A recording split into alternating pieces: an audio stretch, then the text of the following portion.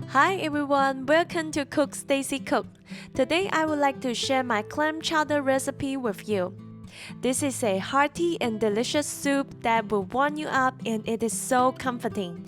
It's creamy with natural sweetness from the clams and this recipe is very straightforward to make. You can serve it as is, with or without some toasted bread on the side. Or you can serve it in the bread bowl. Let me show you how I make it. Let's get started.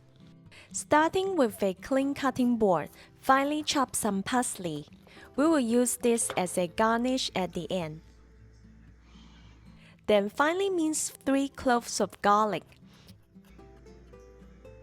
And finely dice half of an onion.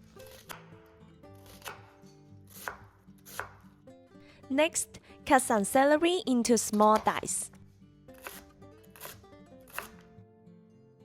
And peel and cut some potato into bite-sized pieces.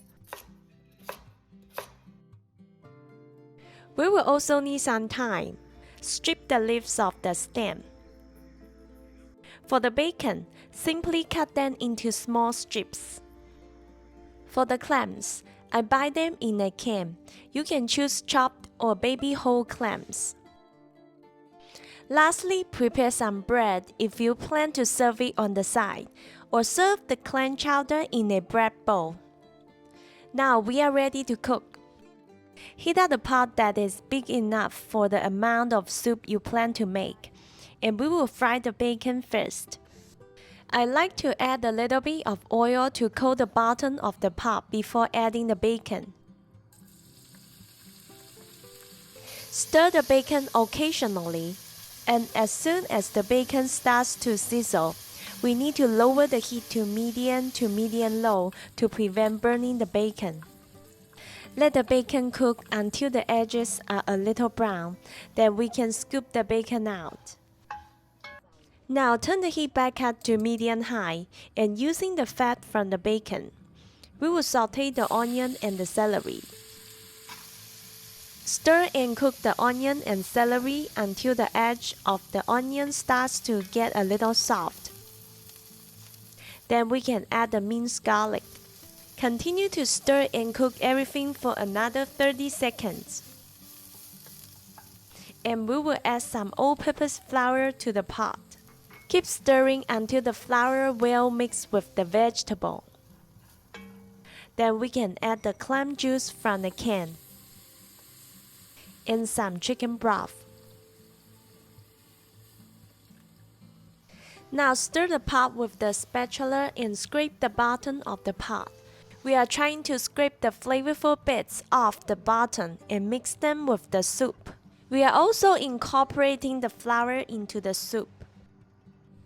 After scraping the bottom of the pot, we can add the potato,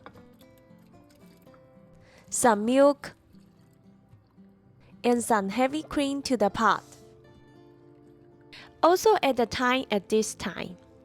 Now stir to mix everything together and cover the pot to let the soup come to a boil. You want to check the soup occasionally because it can boil over if left unattended. While we wait for the soup to come to a boil, we can prepare the bread bowl if you plan on using one. Simply cut off the top of the bread like this. Then cut vertically around the bread, leaving about 1 inch of bread to form a bowl.